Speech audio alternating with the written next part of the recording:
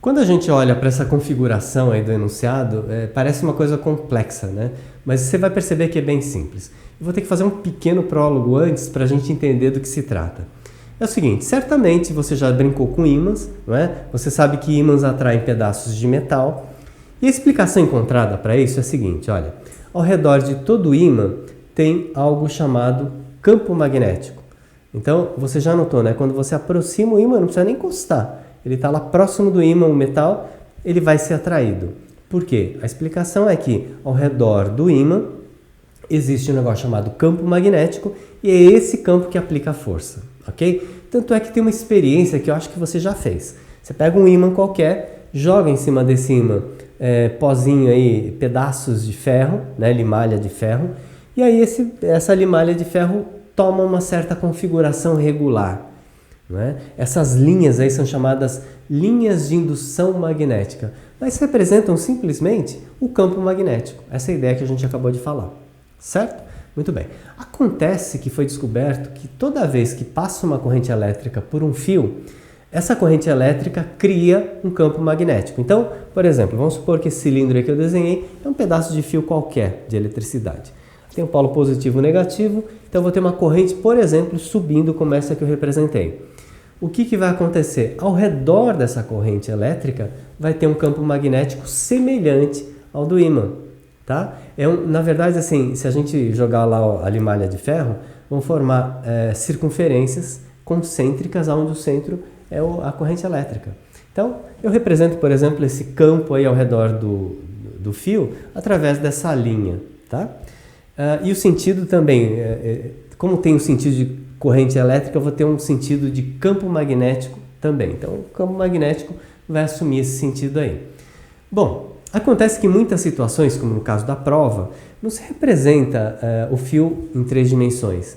Então, como que a gente pode fazer? Olha só, imagina o seguinte, você olha o fio por cima, imagina você olhando esse fio por cima. Esse cilindro vai se tornar uma circunferência, né? Você está olhando por cima, então tá aí.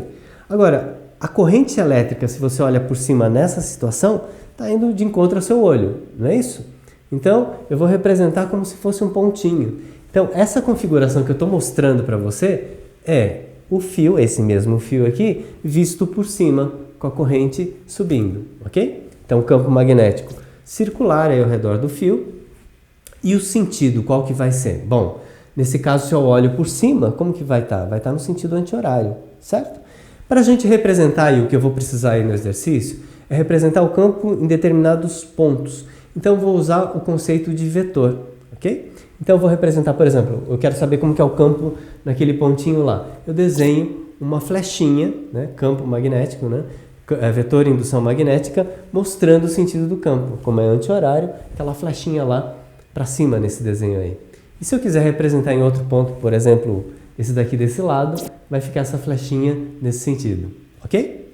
Bom, e se eu estivesse olhando o mesmo fio, a mesma corrente, só que por baixo agora, olhando lá por baixo, como que vai ser? Bom, como eu não tenho uma representação adequada, sabe o que a gente faz?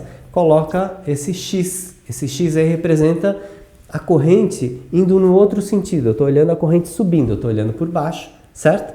Então, tá aí. O campo magnético circular, se eu olhar por baixo, esse campo vai ter qual sentido?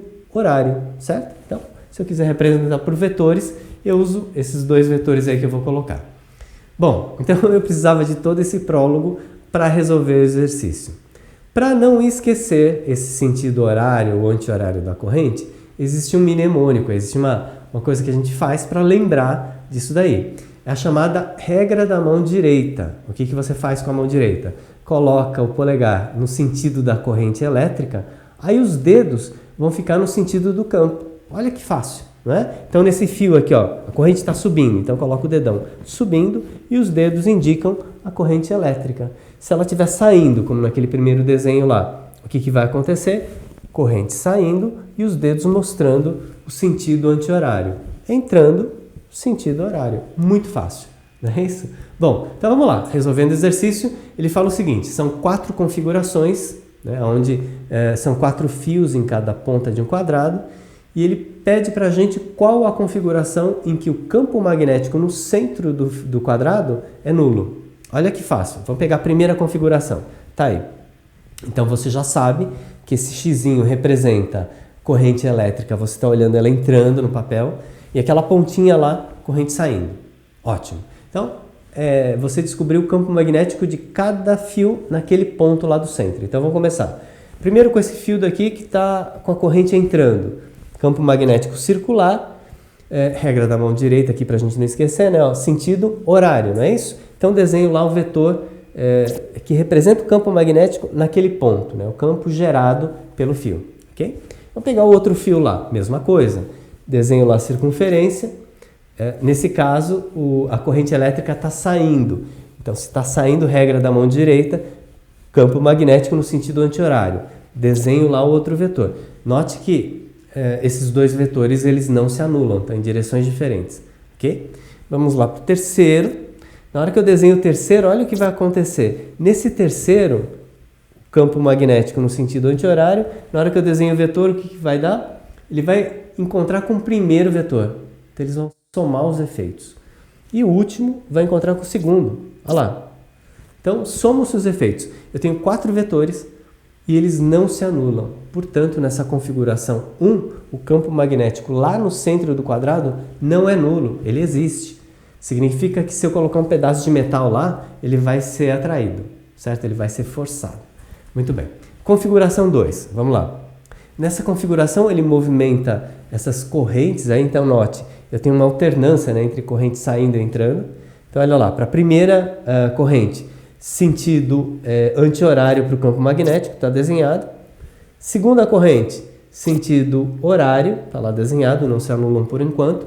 Terceira corrente, sentido anti-horário. Agora note que essa terceira já cancela a segunda. E finalmente a quarta, sentido horário, vai cancelar a primeira.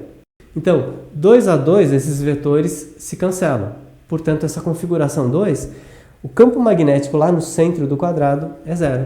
Facinho, né? Bom, faltam mais 2 esquemas. Vamos ver o terceiro. Terceiro, todas as correntes entrando, né? Então, todos os campos magnéticos no sentido horário. Então, vou desenhar um por um. Olha lá. Primeiro, tá lá, primeiro vetor. Segunda corrente, segundo vetor. Terceira corrente, terceiro vetor. E quarto vetor. Note aí, de novo, né? 2 a 2 os vetores se cancelam. Portanto, o campo magnético no centro dessa configuração 3 também o campo é nulo. Não é isso? Então, configuração 2 e 3, o campo magnético lá dentro é 0.